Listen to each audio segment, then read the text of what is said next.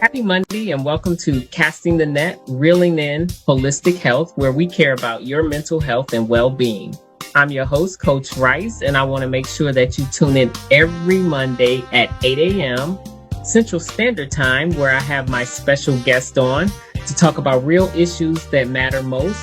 I want you to check us out on YouTube, Facebook Live, on Business Facebook page, also on the Be Awesome Network. Stay tuned. I think you're going to really like this next guest.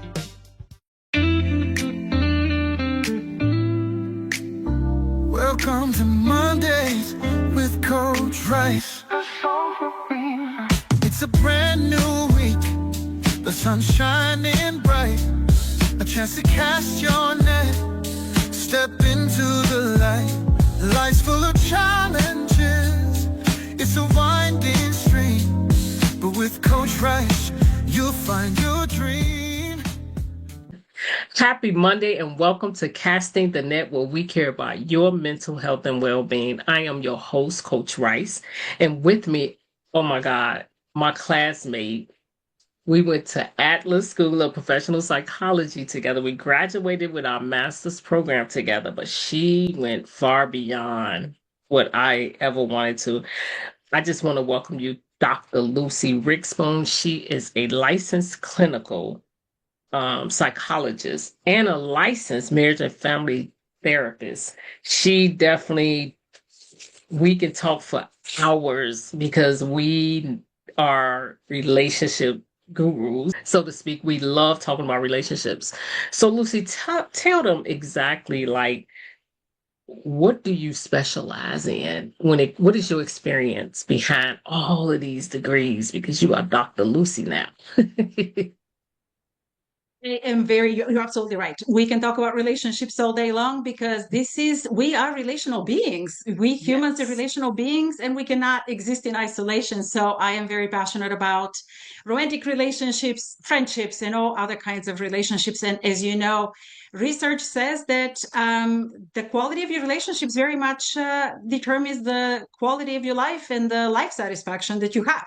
So relationships are very, very important, and investing in your relationships is very important. That's what I do in therapy all day long. I help people have better relationships with themselves and with the people around them.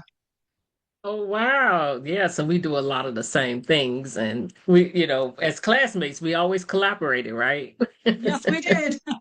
And so tell us, like, as when you deal with relationships, what are some of the things that you see in relationships that hinders growth? I see a newer trend, and maybe it started with the pandemic, and maybe the pandemic actually exacerbated this, but I see a little bit more of a distance in relationships. I see a little bit more of a lack of empathy, very much people being preoccupied with their own way of being hurt rather than extending generosity to others. In couples, particularly, I see a lack of communication. People are clearly capable of communicating, but they are not doing it. So instead, they lead these parallel lives. And as you know, if you'd like to scare a couples therapist, it's not the fighting in couples that we get scared about. We get scared of the people that don't talk to each other. They learn to live on their own under the same roof, and all these that relationships are masked under a marriage, which is barely functional at all. I see a lot of difficulty with accepting the fact that I need to do things differently. And that does not mean I need to change myself, but it means that I have to be present a little differently in the relationship with you. So this way our relationship can thrive. Instead, it's viewed in a very, oh, I have to change myself. I'm not good enough for you. And all these overgeneralizations that aren't helpful to anyone, because it also hinders the growth of the relationship, but also hinders the individual's growth. And imagine being the partner of that person on the other side in whichever capacity of relationship. That's really, really difficult. The other side that really bothers me a lot, and I know that you feel very passionate about this too, we are absolutely, how should we say it, ignorant about the impact that our relationships have on others. If we are in a couple that is not very functional, if let's say we're struggling to communicate, there's a whole lot of avoidance, there's a whole lot of bickering, passive or active conflict, but there are children involved. If it's only the two of us, we kind of get it. Okay, there's impact on both of us and maybe on some other people that are involved in our lives. When there are children involved, the situation is very, very different. Children learn from us what the normal marriage is, what the rules of relationships are. So if we are in a relationship where there's name calling, there's threats, there's isolation, there is lack of empathy, that becomes normal for our children. And one day, don't be surprised when they get into similar relationships like that, because that is Yes. familiar. Our brains, as you know, very much thrive on familiar, even if it's something that is not helpful, something that's negative. But this is how trauma perpetuates itself over generation through generation. And if we don't take the responsibility and the courage to heal, our our trauma goes straight to the next generation. It's a gift, a little bit, that Yes. the unwanted gift. So this is something that is very, very important, and I think people are very, they either choose to look the other way or they're in denial about it, because again, that requires responsibility and that requires self-reflection, and to say, okay, this is my problem that I have to work on, but does impact my children.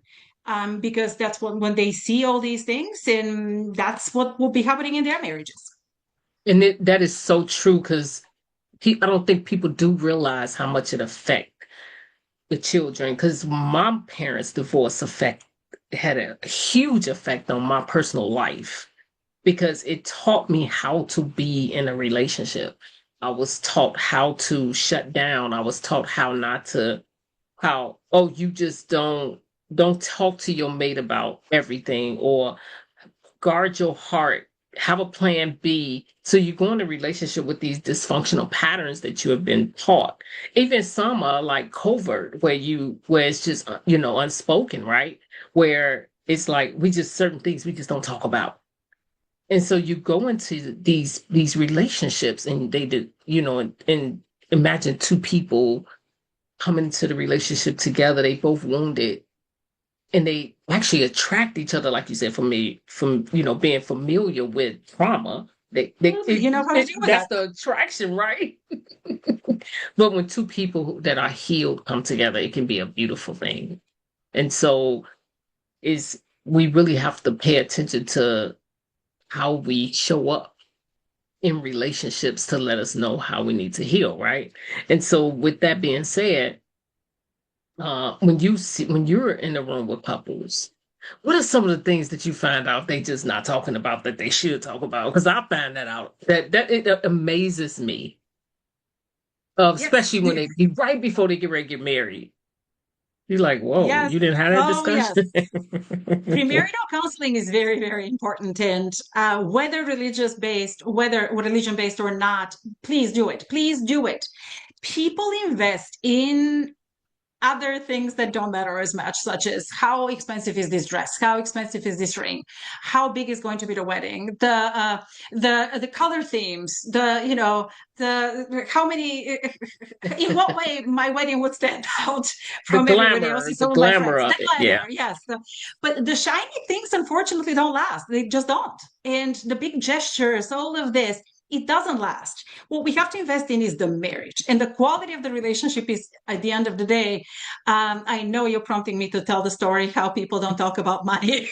And this happens very often in premarital counseling, where couples discover that they have not discussed boundaries around finances and who's going to play what kind of role in the relationship. So I see this very often where in a heterosexual relationship type of couple, the female says, "Well, I'll stay home and I'll take care of the children, like my mom did." And this is the first time that that poor soul, that male, heard that he's going to be responsible entirely for the financial support of the family. And he literally, his jaw drops, and he says, "Wait, what?" And she says, "Well, yeah, that's how my parents did it, and that's what I'm going to do too." And if you think about it, how in today's world, the earning potential is very different. From one angle, it's very, very high in some very few areas, but in most areas, it's not. So very few professions actually allow that luxury of of one single income to be able to support an entire family. So a lot of flexibility and a lot of talking is required to get to this point that we have a bit of a disconnect here. We have a bit of a mismatch in our views. The same goes for, you gave the example earlier about how many children are we going to have? Are we going to have children at all? It's somehow assumed that we're on the same page. How are we going to raise said children? If we differ in our beliefs around parenting, this is a giant problem later down the road. The purpose of the premarital counseling is literally that, to prevent, to open the problems, to point out where the problems exist. So this way we can tackle them as we go, and we are not walking into this big decision, actually the single biggest decision in our lives, with eyes widely closed. So that's where premarital counseling is very, very important. It's not easy. I'm not sugarcoating it one bit, because that's when you get to see who your partner is, and you get to experience all these other layers of the relationship. But again, single most important decision you make. And I give this yes, because that's a huge decision you're making for the rest of your life. Invest in it. It's worth the investment to invest in premarital.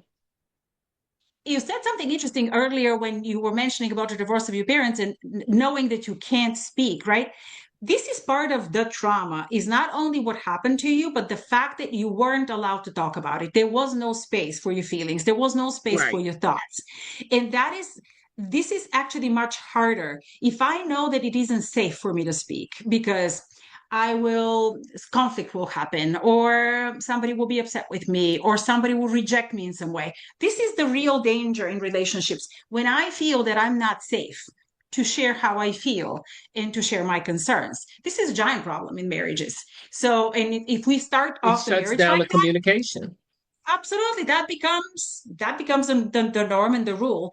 And people don't take, this is the other side, it's very stereotypical and very overgeneralizing in as I say it, but people don't take the time to get to know each other, because we are very, that is so true.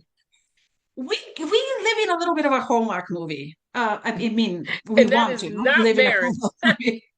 So when it comes to marriage, we as girls, we dream of the ring, of the dress, again, all these things that are very superficial, but we don't know.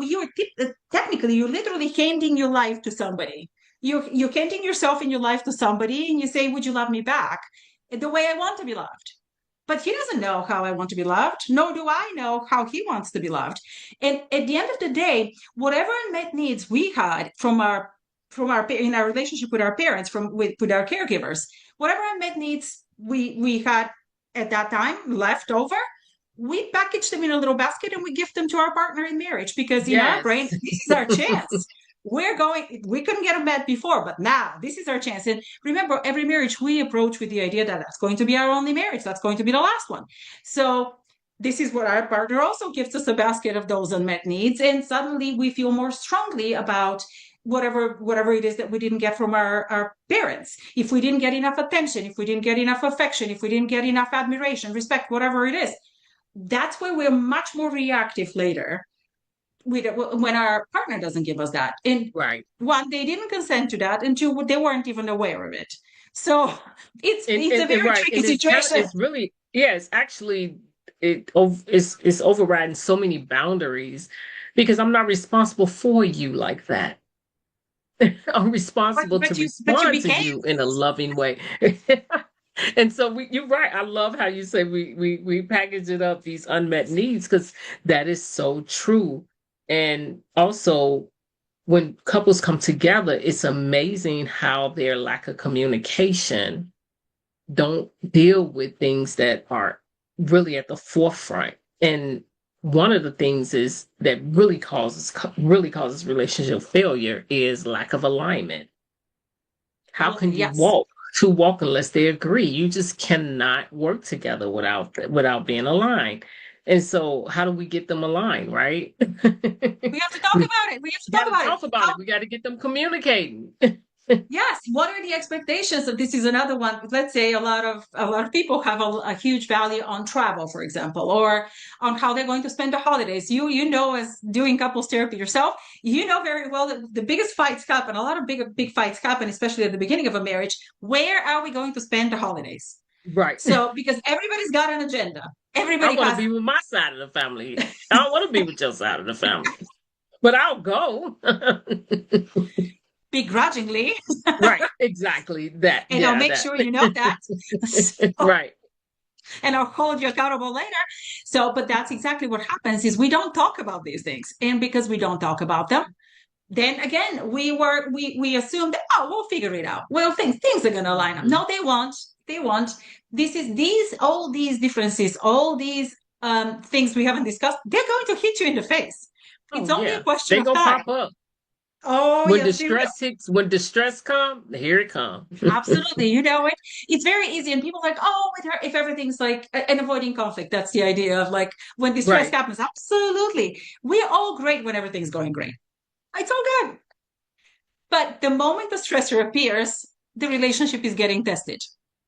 So, Yes. and if we don't And have a safe baseline, it, it's a giant problem. And if we don't know how to fight, you and I were talking earlier about it, if we don't know how to fight fair, because it's very easy to justify our own bad behavior when we are dysregulated, when we feel hurt, when we feel entitled to respond to the way we're being hurt, all the things that come out. I ban the divorce word in couples therapy. If unless you really mean it, if you truly mean it, we should be talking about it. right. But if you're going to throw it around as a A threat, weapon, oh yeah. no, we have to recover from threats like this. Remember, when we receive love, when we extend love to someone else, it's a very vulnerable state. We have a hard time with vulnerability in general as a society. But when we extend vulnerability to someone else, if they don't receive our vulnerability, if they don't receive our love, we feel that we're not worthy. That's a rejection at a Yes. very core, very visceral level where it's very hard to come back from it. Right. So that's where if So I'm they don't vulnerable, realize things you saying, you planting so many seeds of discord that you really don't realize it's not easy coming back from that. You just can't just sprout out words like that, certain words, and just think that it's gonna slide over and be okay because you're planting seed of discord. absolutely, that's exactly what it comes down to.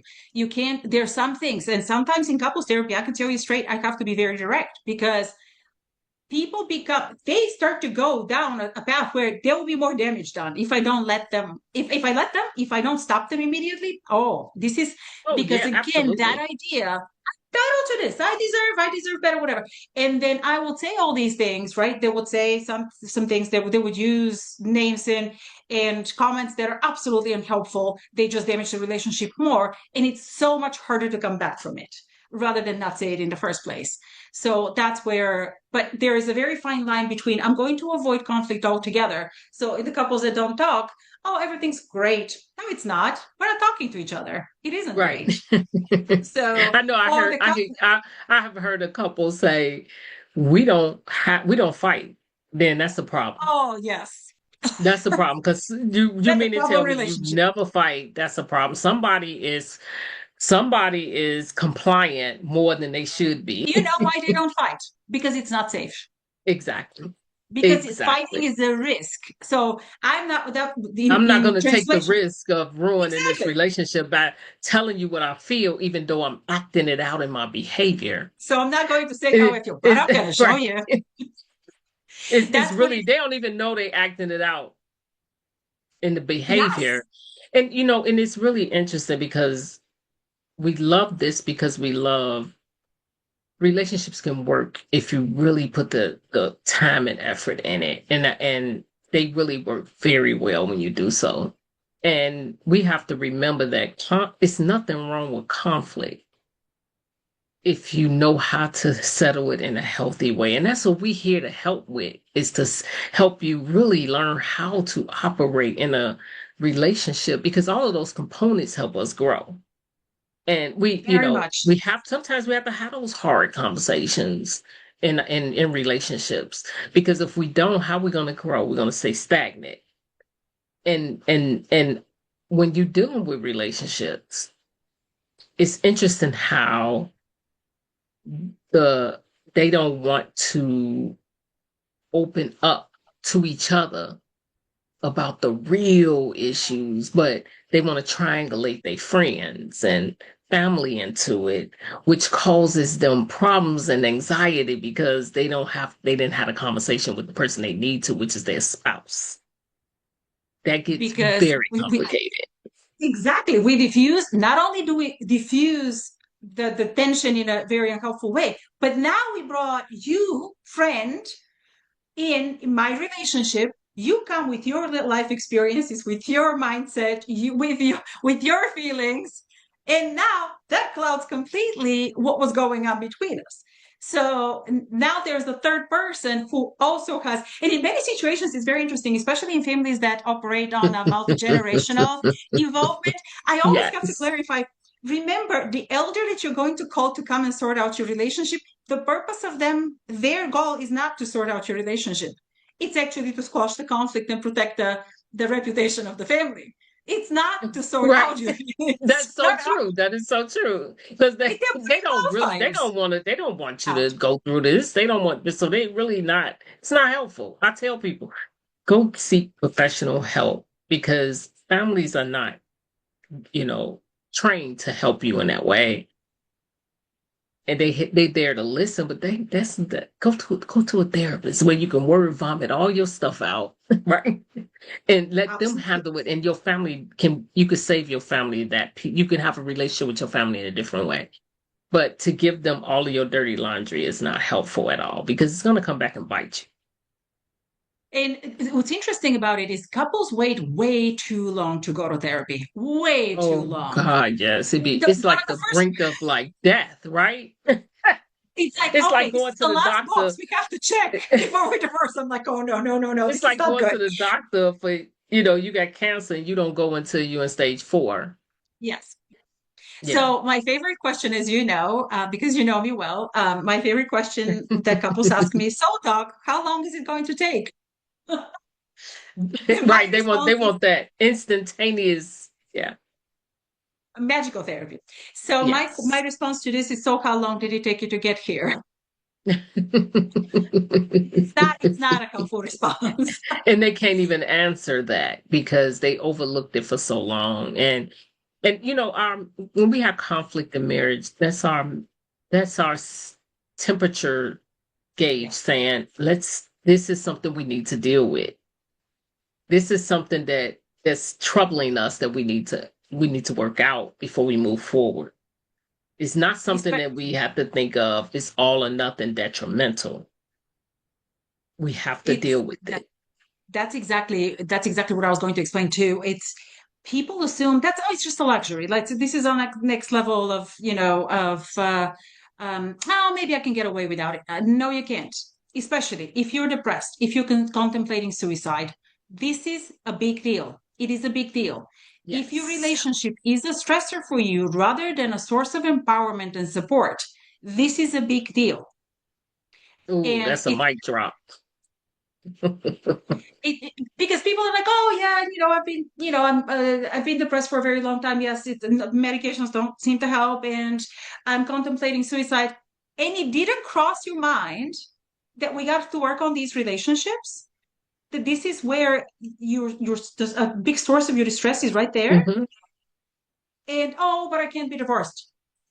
So you can be dead, but you cannot be divorced, because that makes so much Right. sense.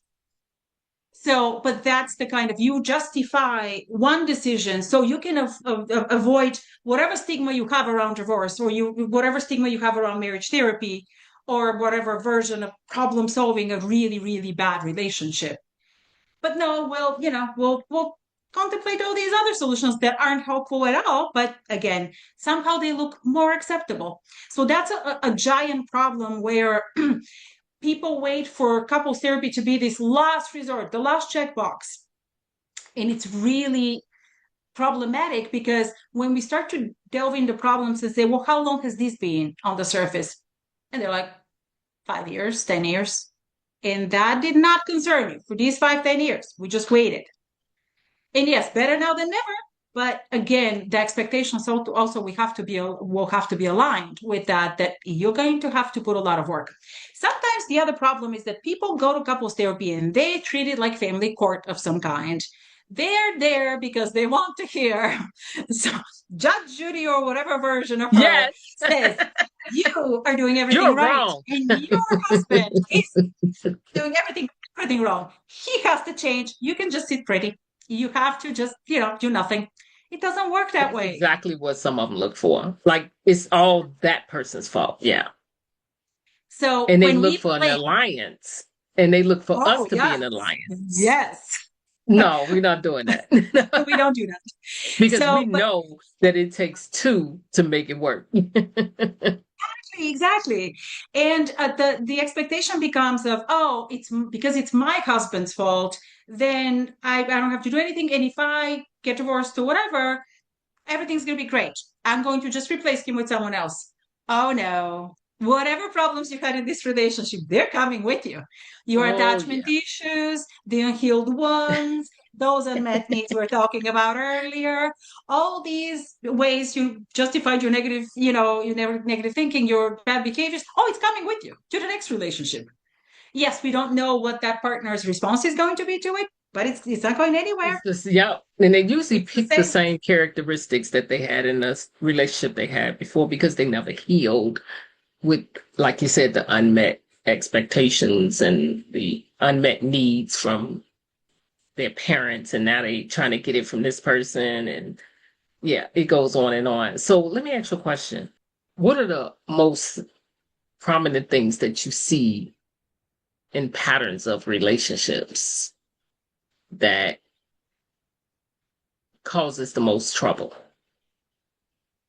Lack of awareness of our own problems. This is what I see as attachment issues, for example. It's a perfect example. Attachment, we come with our attachment style. We approach every relationship with this blueprint of our relationships called the attachment style. It is based on our childhood and our upbringing and the core ones we've developed. Our generation particularly struggled a lot in childhood with emotional neglect.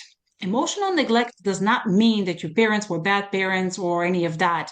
It simply means that they either were not available enough emotionally to you for whatever reason. Maybe because they worked 3 jobs, maybe because they didn't know that this was important and it was much more important to put food on the table or whatever, or the survival kind of families where the survival was on the forefront and there was no space for anything else. But you, as a child with undeveloped brain at the time, you had needs. Those needs were to be seen, to be heard, to be understood, to be comforted when you had emotions. You had to learn that relationships are safe and that people are going to be there for you. And that when you have emotions, somebody will be there to validate them, to normalize them, to comfort you consistently. So if this didn't happen, you've developed insecure attachment. So insecure attachment kind of goes in one of two ways, which is that, but in theory, it means literally relationships aren't safe. People are not going to be there for me. I am not worthy of people's responsivity and of people's time and of people's attention and their willingness to comfort me. And either we shut down and Mm-hmm. we literally shut emotions down.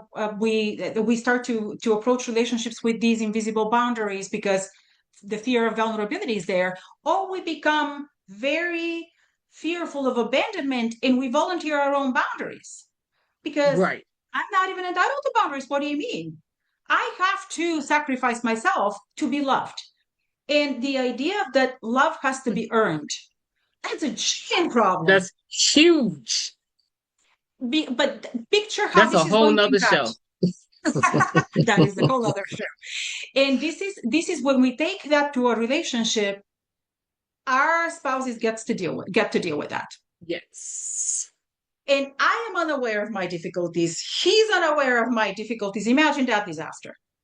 And that's what happens. I feel That's not heard, exactly not what understood. happens. He doesn't know how to help.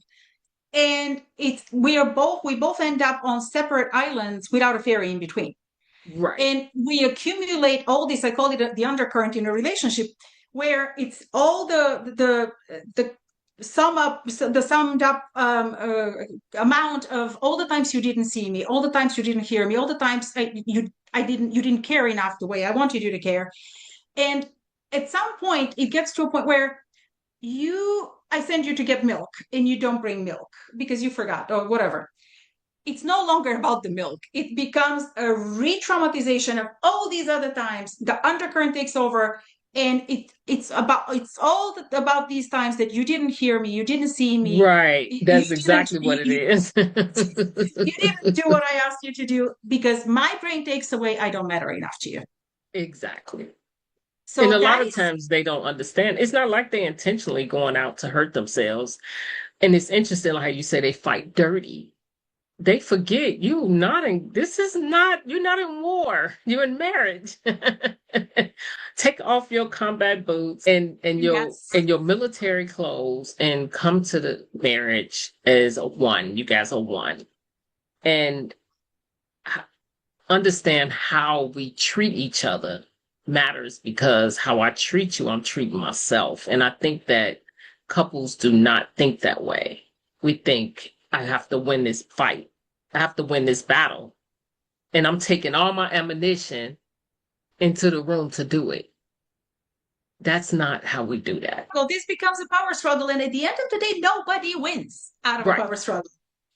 It's one of these wins that isn't worthy because it's very easy to lose sight of the short-term consequence versus the long-term consequence. Yes, you were right today. But in the long-term consequence, how does that benefit us as a couple? It doesn't, Right. because we engage in that power struggle, and then somebody, but I was right. Oh, okay, yes. And what are you going to do with that? That's the kind of lack of perspective where we lose sight when it comes to every conflict becomes who's going to win it. No, it doesn't matter who wins it. Exactly. Because at the end of the day, if we see the problem as you or me, that's a problem right there. It's the problem is the problem. The women winning and losing, that's horrible because somebody got to feel a certain way in a losing situation, and somebody have to feel in this power thing in the winning, and so it just don't work in marriages, right? And so yeah, so you could tell the audience, I'm sure, could tell we're passionate about this because Oh, we can yes. go on and on and on forever about relationships because they are so important. So, Lucy, Dr. Lucy, I'm gonna make sure I call you Dr. Lucy because you earned it. No, You don't have to. I want to, no. But, what do you have going on in the future? Do you have any like books that you want to write? Because you have so much inside of you. What do you have planned for the future? So, in the past 7 years, I published a novel in Bulgarian, which was fantastic in co authorship. I was very, very excited about it. Currently finishing up another novel, this time in English, also with a co author. I published a self reflection tool for teenagers in Oh, Bulgarian. And now I'm working on a self reflection tool for adults in English. Being able to self reflect is actually very that's important. huge. It's so huge. It's an amazing skill that I get to teach clients, and I put it into a book version. So I'm very excited about these two projects, and there's one more lined up after that, and it's going to be about premarital counseling. Pretend Oh, to be surprised. nice. I love it. I love it. I love it. I remember taking premarital counseling together. So cool.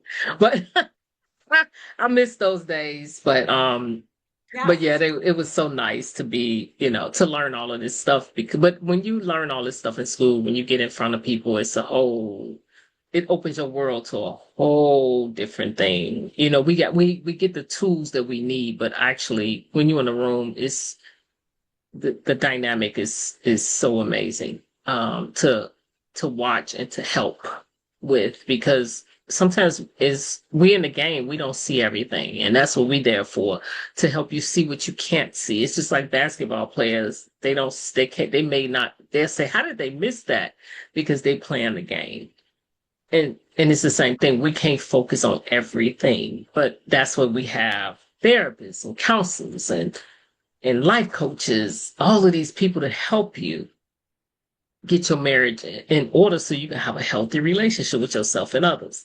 So it's amazing. I love what you do, and so glad that I'll put your links in the video and just want to thank you for joining us on Casting the Net, and hope to see more of you in the future because, yeah, you do a lot. You have a lot of experience. If you want a therapist in Illinois, reach out to Dr. Lucy. Amazing, amazing, amazing psychotherapist and a licensed marriage and family therapist. So please reach out and get the help you need. Do not suffer in silence.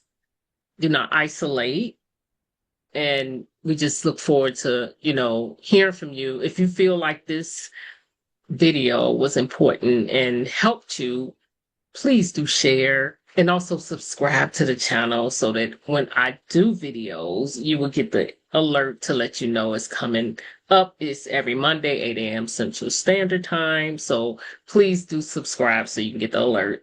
And I just want to say happy Monday and have an amazing day. Thank you, Lucy, for joining us. Pleasure. Thank you for having me. It's always a pleasure. It's your time to shine. Journey to shine.